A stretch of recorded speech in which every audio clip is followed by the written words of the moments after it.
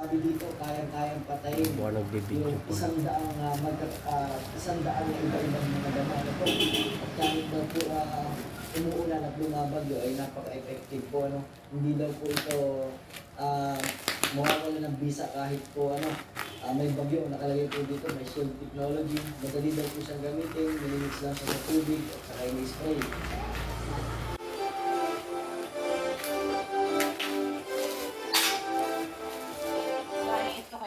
Isang araw na naman po mga kasaka. Kamusta po kayo? Kaya dito, ang inyong agriculturist, sumasaludo sa magsasakang Pilipino para sa Pilipino. So, for today's video mga kasaka, bigla po tayong gumawa ng vlog dahil nito pong mga nakaraang araw at hanggang ngayon ay meron po mga nagtatanong sa akin, mga kasaka natin, meron po nag-chat, meron din po nag-text,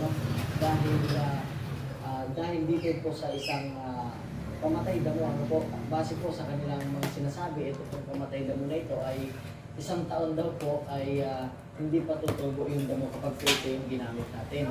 At nag-search po ako sa Facebook at nakita ko nga po, ang pangalan niya po ay Fieldgrass. Ito daw po ay isang nangungunang herbicide na makikita po at available sa Japan at ngayon nga po ay pinag-aalokan dito sa atin sa Pilipinas via Facebook. Plastic So kung nakita yung isa sa mga Makita. advertisements sa Facebook ay papanood ko po sa inyo para makita niyo po. So dito po tayo sa Facebook ngayon at makikita niyo po yung Sundagad akong isang kamot. Facebook.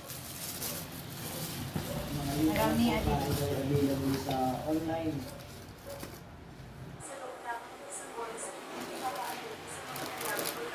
May ito yung motor.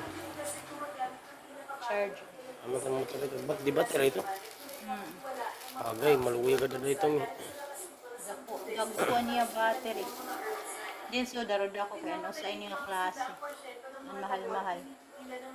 Ang 196. Pag minahal mo man liwat. Ang in 168 lag ko. Ano ka na?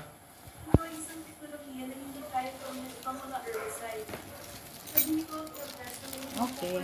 Hmm.